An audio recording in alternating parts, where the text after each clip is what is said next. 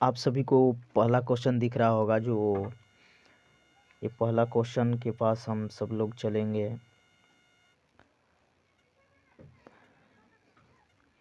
First question है, किस संविधान संशोधन अधिनियम द्वारा भारतीय संविधान में 9वीं अनुसूची जोड़ी गई? किस संविधान संशोधन द्वारा? तो आंसर हो जाएगा पहला। क्या आंसर होगा? पहला, option number A correct answer होगा। इस प्रकार हम नेक्स्ट बढ़ेंगे। सेकेंड क्वेश्चन देख रहे हैं, निम्नलिखित में से कौन संसद का अन्य भाग नहीं है? ये क्वेश्चन जो है 2004 में यूपीएससी में आया हुआ क्वेश्चन है। लगभग इस तरह के क्वेश्चन बहुत सारे हैं जो नाना प्रकार के एग्जाम में आया हुआ क्वेश्चन मिलेगा। तो आप सभी लोग मेरे वीडियो के अंत तक बने रहिए। हम आप सभी के लिए सहूलियत के लिए यहाँ ऑप्शन बी आंसर करेक्ट कर दिए हैं। तो इस क्वेश्चन का आंसर हो जाएगा उपराष्ट्रपति। क्या होगा? उपराष्ट्रपति। नेक्स्ट बढ़ेंगे, क्वेश्चन के पास चलेंगे। 3 नंबर, भारतीय संसद के कितने अंग हैं? तो भारतीय संसद के 3 अंग हैं, अर्थात option number B correct answer होगा। कि भारत के संविधान में मौलिक अधिकार, भारत के संविधान में मौलिक अधिकार यानी मूल संविधान का हिस्सा था। मौलिक अधिकार जो था मूल संविधान का क्या था? हिस्सा था। करेक्ट आंसर ए ऑप्शन होगा।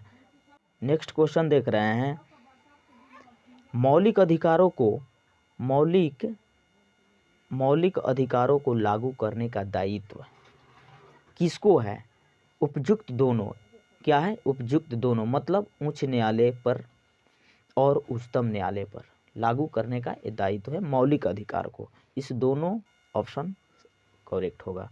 इस तरह से हमारा आंसर बनेगा ऑप्शन नंबर सी। आगे बढ़ते हैं, देख रहे हैं कि आंध्र प्रदेश एक भाषाई राज्य के रूप में गठित किया गया। कब गठित किया गया? तो 1953 में। करेक्ट आंसर क्या होगा? 1953 होगा। राइट। अगला क्वेश्चन है, वह राज्य जहां विधान परिषद नहीं है, वह राज्य जहां विधान परिषद नहीं है, तो आंसर होगा तमिलनाडु।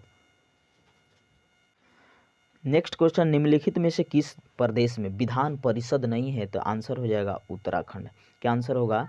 उत्तराखंड। नेक्स्ट क्वेश्चन के पास चलते हैं, भारत के उपराष्ट्रपति का चुनाव किया जाता है। भारत के उपराष्ट्रपति का चुनाव किया जाता है, तो आंसर होगा संसद के सदस्यों द्वारा। किसके द्वारा? संसद के सदस्यों द्वारा। अगला क्वेश्चन है कि भारत के उपराष्ट्रपति के पद पर लगातार 2 बार कौन रहा था? तो आंसर होगा डॉक्टर एस राधाकृष्णन। क्या होगा? Doctor S Radhakrishnan. वह राज्य जहां विधान परिषद नहीं है, वह राज्य जहां विधान परिषद नहीं है, तो आंसर क्या होगा? तमिलनाडु। इस तरह के आपको हम 2 क्वेश्चन इसमें सेट कर दिए हैं।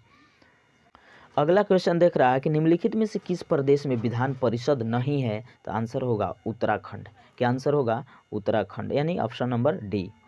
नेक्स्ट क्वेश्चन के पास चल रहे हैं कि भारत के महान्यायवादी की नियुक्ति निम्नलिखित में से संबंधित अनुच्छेद कौन सा है? तो इसका आंसर हो जाएगा अनुच्छेद 76। अनुच्छेद 76। फटाफट क्वेश्चन के पास चलते हैं। भारत के संविधान में कहा गया है कि भारत की संसद के 3 अंग होते हैं। इनमें से एक अंग है लोकसभा, दूसरा अंग राज्यसभा, जबकि तीसरा अंग क्या है? तो तीसरा अंग हमारा राष्ट्रपति होते हैं। करेक्ट। नेक्स्ट क्वेश्चन की राष्ट्रपति संविधान के किस अनुच्छेद के अंतर्गत लोकसभा को भंग कर सकता है? किस अनुच्छेद के? तो आंसर हो जाएगा अनुच्छेद 85। क्या? अनुच्छेद 50। अगला क्वेश्चन है, निम्नलिखित में से किस राज्य में द्विसदनात्मक विधायिका नहीं है? द्विसदनात्मक यानी आंसर क्या होगा? मध्य प्रदेश। क्या आंसर होगा? Madhya Pradesh. Correct answer. Question है कि भारतीय संविधान के किस भाग को उसकी आत्मा की संज्ञा प्रदान की गई है? तो आंसर क्या होगा? प्रस्तावना। Option number A is correct.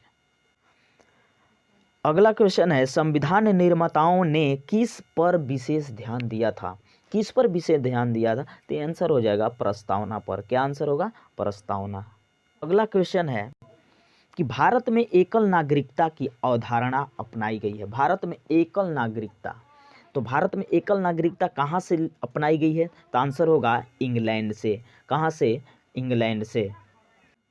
अगला क्वेश्चन आप देख रहे हैं कि किस देश में दोहरी नागरिकता का सिद्धांत स्वीकार किया गया है। किस देश में दोहरी नागरिकता तो ऑप्शन नंबर संयुक्त राज्य अमेरिका करेक्ट आंसर है। आप कि 52वां संविधान संशोधन अधिनियम द्वारा 1985 ईस्वी में कौन सी अनुसूची को भारतीय संविधान में शामिल किया गया। कौन सी अनुसूची तो आंसर हो जाएगा 10वीं अनुसूची बी करेक्ट आंसर। आप देख रहे हैं कि कौन सा अनुच्छेद संसद के 2 अधिवेशनों के बीच 6 माह के अंतराल की अनिवार्यता का उल्लेख करता है। तो ऑप्शन नंबर 85 हो जाएगा करेक्ट आंसर। बढ़ रहे हैं। नेक्स्ट क्वेश्चन है कि एक कल्याणकारी राज्य के निर्देश आदर्श वर्णित है। तो ऑप्शन नंबर ए यानी राज्य के नीति निर्देशक तत्वों में। अगला क्वेश्चन को देख रहे हैं कि निम्नलिखित में से किस राज्य में द्विसदनात्मक विधायिका नहीं है। तो इसका आंसर होगा मध्य प्रदेश। क्या आंसर होगा मध्य प्रदेश। अगले क्वेश्चन को देख रहे हैं कि भारत के संविधान में अंतर्राष्ट्रीय सुरक्षा को प्रोत्साहन देना सन्निहित है। तो आंसर होगा राज्य के नीति निर्देशक तत्वों में। क्वेश्चन 26 के पास चल रहे हैं। भारत का उपराष्ट्रपति किसका पदेन सभापति होता है। किसका पदेन सभापति होता है। राज्यसभा का करेक्ट आंसर। अगला क्वेश्चन है कि भारतीय संविधान में न्यायालय में कौन परिवर्तनीय है। कौन परिवर्तन युग है यानी मूल अधिकार। क्या है परिवर्तनीय, क्या है मूल अधिकार है। अगला क्वेश्चन है कि संविधान का कौन सा अंश भारत के नागरिकों को आर्थिक न्याय प्रदान करने का संकेत करता है। तो आंसर हो जाएगा राज्य के नीति निर्देशक तत्व। 73वें संविधान संशोधन अधिनियम द्वारा भारतीय संविधान में कौन सी अनुसूची जोड़ी गई है। तो आंसर हो जाएगा 11वीं अनुसूची। अगला क्वेश्चन देख रहे हैं कि भारत में कार्यपालिका का अध्यक्ष कौन होता है। तो कार्यपालिका का अध्यक्ष राष्ट्रपति होता है। राष्ट्रपति करेक्ट आंसर। नेक्स्ट क्वेश्चन है संघ की कार्यपालिका शक्ति निहित है। संघ की कार्यपालिका शक्ति निहित है किसमें। तो आंसर होगा राष्ट्रपति में। नेक्स्ट क्वेश्चन है कि भारत का राष्ट्रपति क्या है। तो राज्य का प्रधान है। अगला क्वेश्चन निम्नलिखित में से किस समिति ने मौलिक कर्तव्यों को शामिल करने की अनुशंसा की थी। किस समिति ने। तो आंसर होगा स्वर्ण सिंह समिति। Option number D correct answer. Next question है कि निम्नलिखित कर्तव्यों को निर्धारित किया गया है। तो ऑप्शन नंबर यानी कि 42वें संविधान संशोधन द्वारा। अगला क्वेश्चन देख रहे हैं कि भारत में जनप्रिय संप्रभुता है क्योंकि भारत के संविधान की प्रस्तावना शुरू होती है इन शब्दों से। कौन सी शब्द से।